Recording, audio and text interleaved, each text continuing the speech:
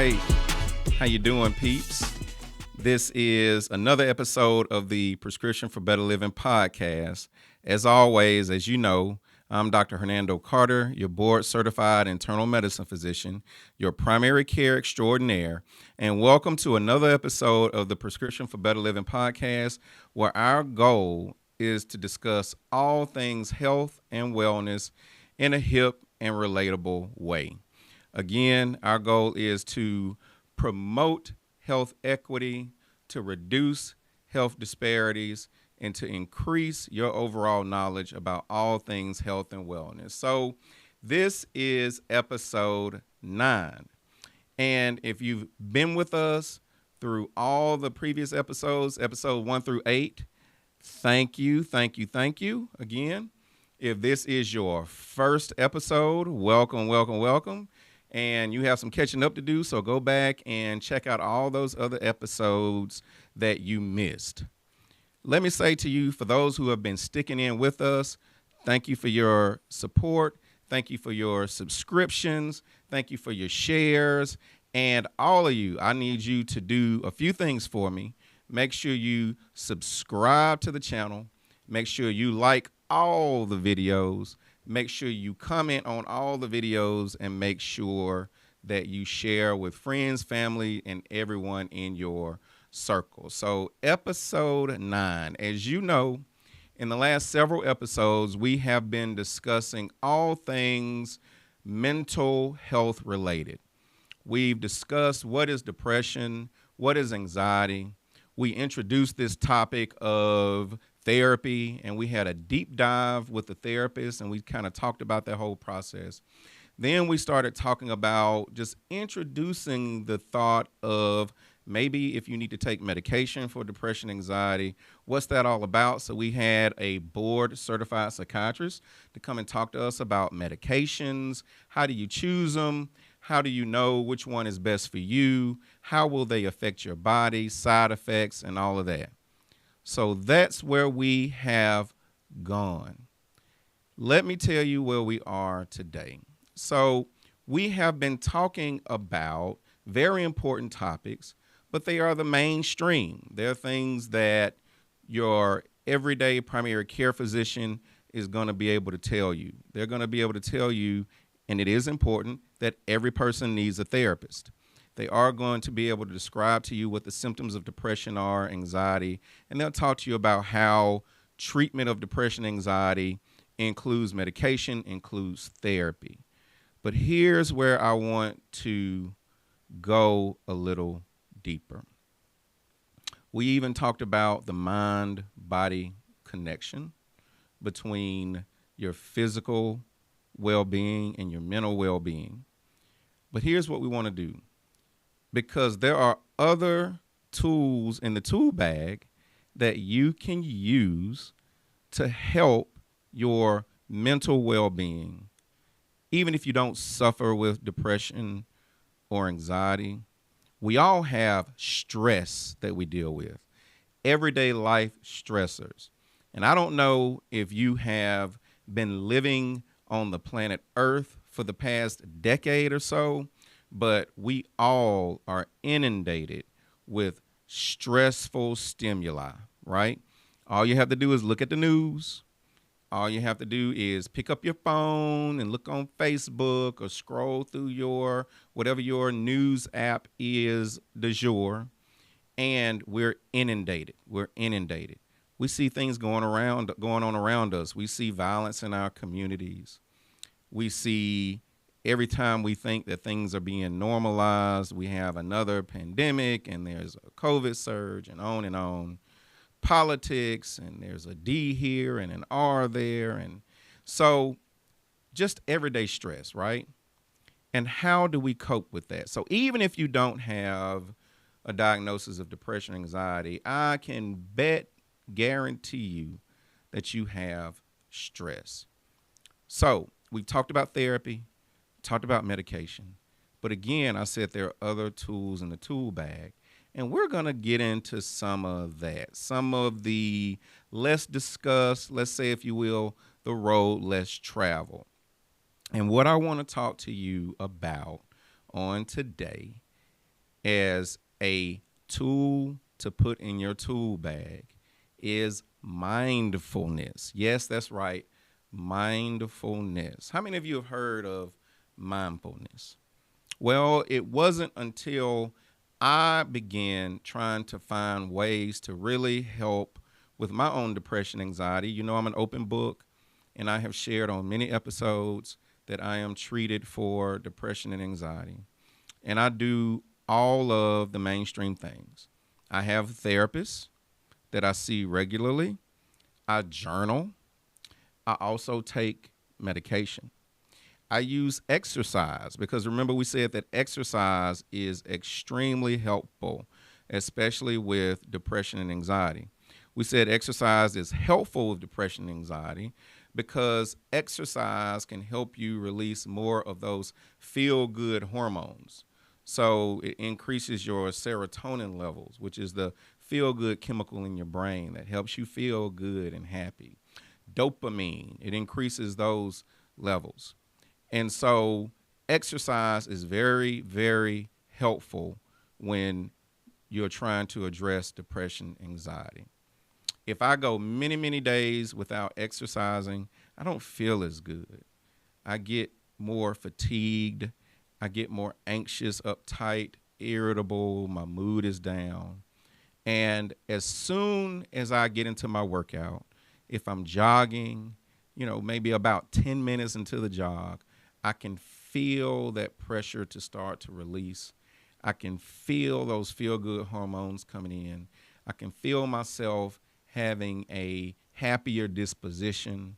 I can feel the anxiety subsiding. And then I start coming up with new ideas. I start coming up with ways to solve problems that I've had. And so exercise for me is very important. So you want to have that in your tool bag. But there are other tricks that you can use. And these aren't really tricks, but again, they're just tools and things for you to use. So mindfulness is one of those tools. So what is mindfulness?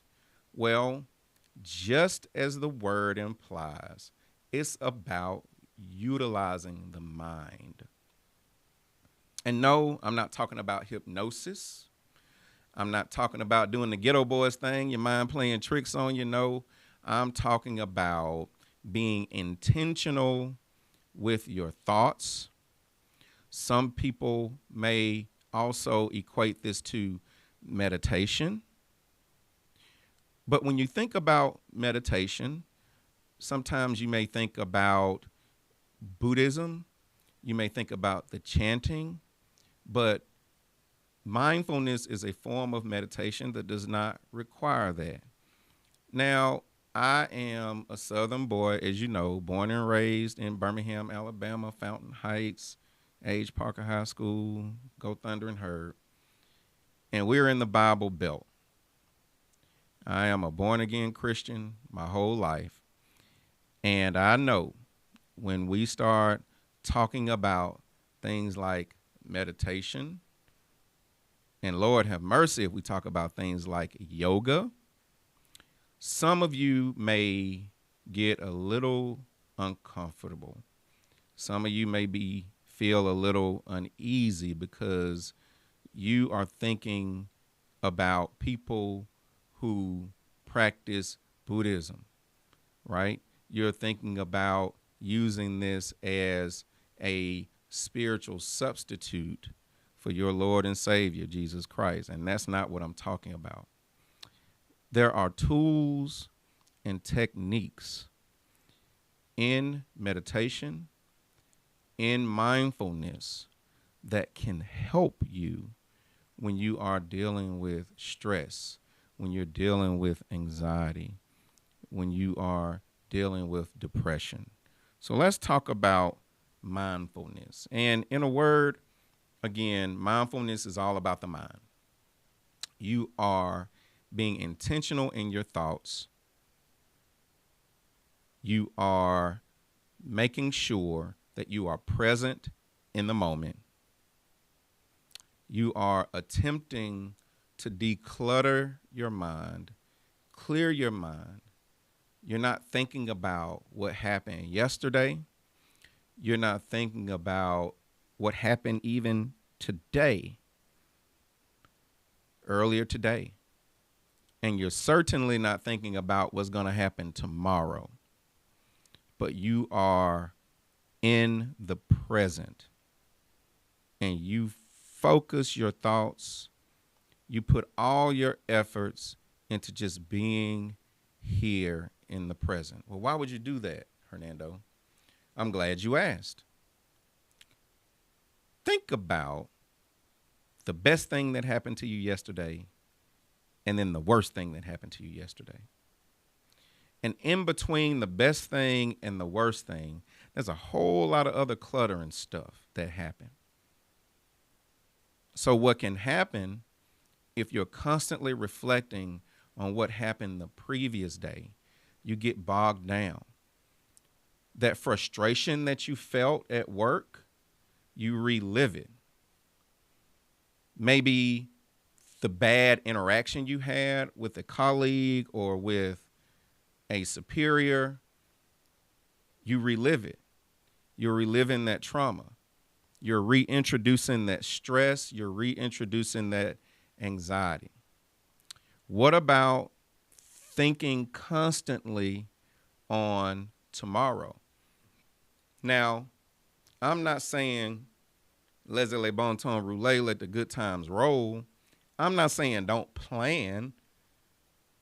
I'm not saying don't think today about what you need to do tomorrow and set an agenda for the day and set tasks. No, you do that. But you don't ruminate on it. For example, if you know you have a big presentation tomorrow, or you have an exam tomorrow, you have some deadline to meet, you have a meeting maybe that you're anxious about, and all you do is focus on that consistently. Well, what happens? You feel more anxious. You have more stress.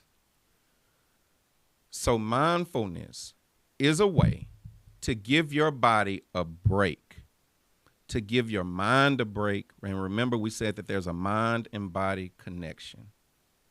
And it's for a finite period of time. It could be 5 minutes. It could be 20 minutes.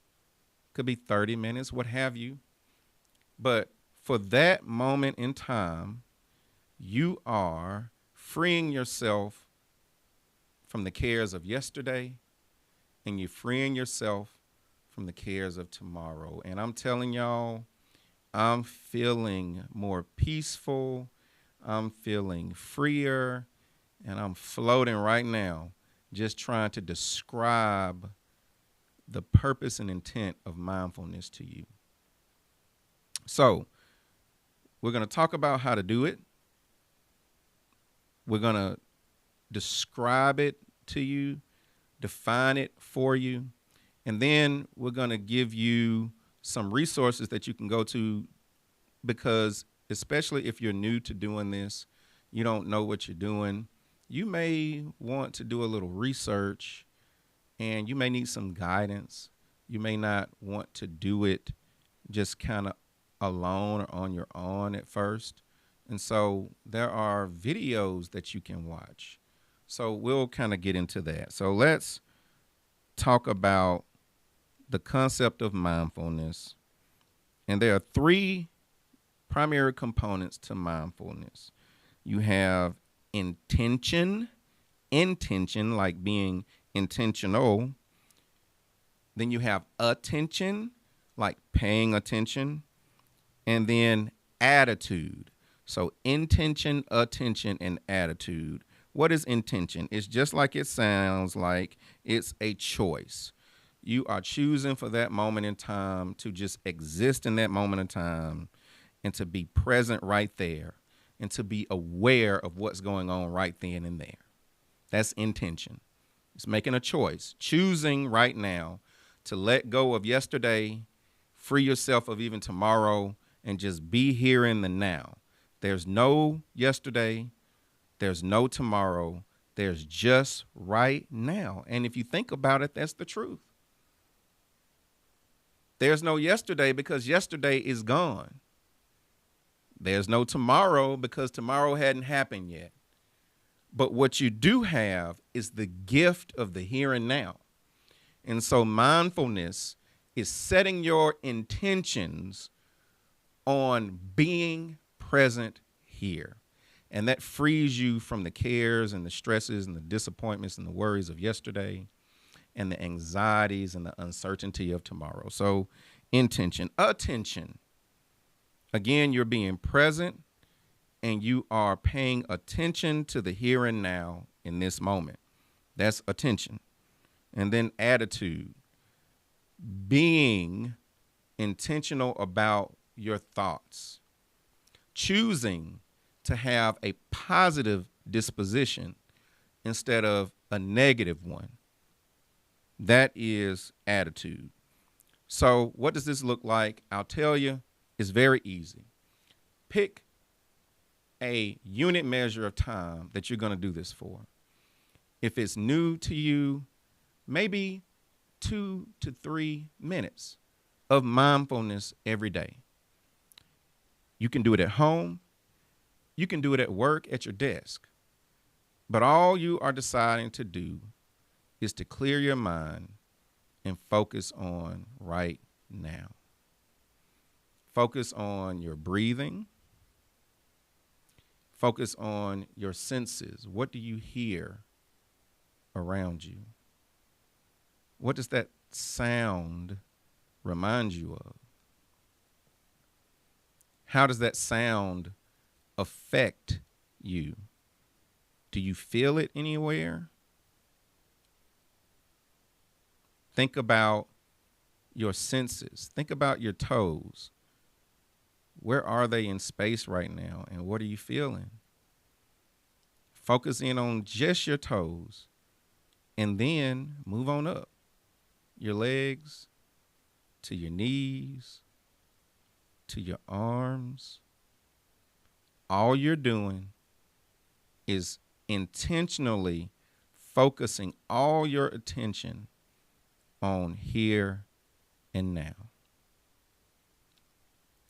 If you do it long enough, what you'll notice is you can hear your heartbeat. What does it sound like? What is the rhythm of that? Does my heartbeat vary when I breathe in and when I breathe out? Am I feeling the air circulating in the room?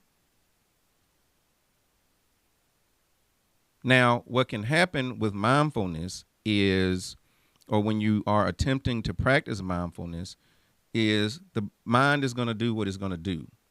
It is going to wander. That's human nature. Don't fight it. Fighting that is contrary to mindfulness. You want to acknowledge that your mind wandered and then tell your mind to come back in to focus. Because if you start battling with your mind to focus, what's going to happen? You're going to get more distracted. So I gave you the example of sitting up at your desk, but think about being in your bedroom, in your pajamas or in your workout clothes with no socks on, no shoes on, and then imagine yourself just laying on the floor, flat on your back, palms up, hands to your side. And then that same exercise, whether you want to start from the bottom and start at your toes, or whether you want to start from your head and see if you can even sense your scalp and the hair follicles. Maybe you can feel the air blowing against your hair follicles, or maybe you can feel the carpet, if you're laying on a carpet, feel it rubbing against your skin. But focus on that sensation. Focus being here, now, only hearing what's going on now. Being with yourself, clearing your mind of yesterday and of tomorrow, and just being present. If you do that consistently and really focus and practice on that, I'm going to tell you a few things that are going to happen. Your heart rate is going to slow down. Why is that? We have in our bodies what are called the sympathetic nervous system and the parasympathetic nervous system. And that is what controls our vital signs, our heart rate, our pulse. We don't have to think in order for our heart to beat, thank goodness. We don't have to think in order to breathe, thank goodness. Our autonomic nervous system handles that. Well, when you practice mindfulness and you relax, that allows your nervous system to relax. That slows your heart rate down. Slowing your heart rate down is good because it reduces stress in your body. Your heart is actually pumping more efficiently. Do you remember when the Olympic swimmer got in trouble because they found a blood pressure medication in his system called a beta blocker? Well, he got in trouble because beta blockers slow down the heart rate, making it pump stronger, be more efficient with the blood that is circulating through your body, and it gave him a competitive advantage. Well, I'm telling you that you can be your own body's beta blocker. Slowing the heart rate down can also lower the blood pressure. We talked about the mind-body connection. And then also, guess what? It reduces stress. It increases your serotonin levels, and it helps you feel better. It clears the mind, and it allows you to bring things into perspective. Now, truthfully, mindfulness is just another form of meditation. And there's nothing wrong with meditation. There's nothing contrary to your religion, Christians, about meditation. You remember the old school church when you had Sunday school, or when you had prayer meeting, when you had revival, vacation Bible school, men day, women day, youth day? Well, what did they have at the beginning of the program? They had meditation. And with that form of meditation, you were centering and focusing your attention all on God. You were getting the garbage of the day out, yesterday, today, tomorrow, and you were being intentional about putting your awareness all on God right then. Your relationship, your connection to Him, your dependence on Him. That's why they called it a meditation. Well, mindfulness, meditation, is the same thing. Who's to say you're in the here and now? You're focusing on the present. Who's to say that that won't bring you closer to God? If quieting yourself down and quieting your mind and focusing your attention on the here and now, won't it diminish the interruptions of past thoughts and worries about the future, cause you to focus on the here and now, and allow you to hear the voice of God? Isn't that what prayer is? So I'm spending time on this because I think that there are a lot of believers out there that are neglecting the opportunity to utilize a tool that can help your mental well-being and your physical well-being. So how do you find it? I'm glad you asked. Reputable sources. If you just Google Harvard and mindfulness, it will take you to the Harvard University School of Medicine website, where they have dedicated space on their landing page talking about mindfulness. Johns Hopkins University. If you just Google Johns Hopkins and mindfulness, same thing. Why did I mention these two institutions? Because they are very well known academic institutions that have exceptional medical schools. And this information about mindfulness and meditation is on these reputable, top-rate medical school websites. So that implies that there is a physical and mental benefit, advantage, value in the practice of mindfulness. If you have an iPhone, if you're an Apple like me, I don't know what to tell you, Android people, you can download the Apple Fitness app. And with that subscription, and this is not a paid advertisement, Apple ain't paying me anything. I'm just telling you what I do. You can access videos on meditation that can help you meditate. You can access videos on mindfulness. But let's say you don't have an iPhone or you can't really afford the subscription fee for Apple Fitness. That's okay. YouTube is free. And you can find a whole host of videos that can guide you through the mindfulness process and help you as you begin to try to employ this tactic. And that's all it is. It's a tactic.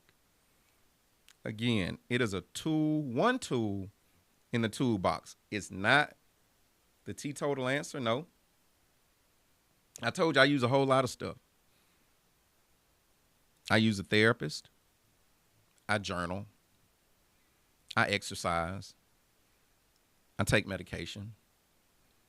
I use mindfulness, especially helpful when I'm feeling exceptionally anxious. Just being able to focus on hearing my heartbeat, on what my breathing sounds like, calms me down. Well, peeps, that's all I got for you today. Thank you for watching another episode of the Prescription for Better Living podcast. Remember, we want you to subscribe to the YouTube channel, like the videos, comment on the videos, but whatever you do, share it with somebody. Wherever you go, tell them, scream it from the mountaintops. Hallelujah, Dr. Carter was here. Until next time, Dr. Carter saying peace.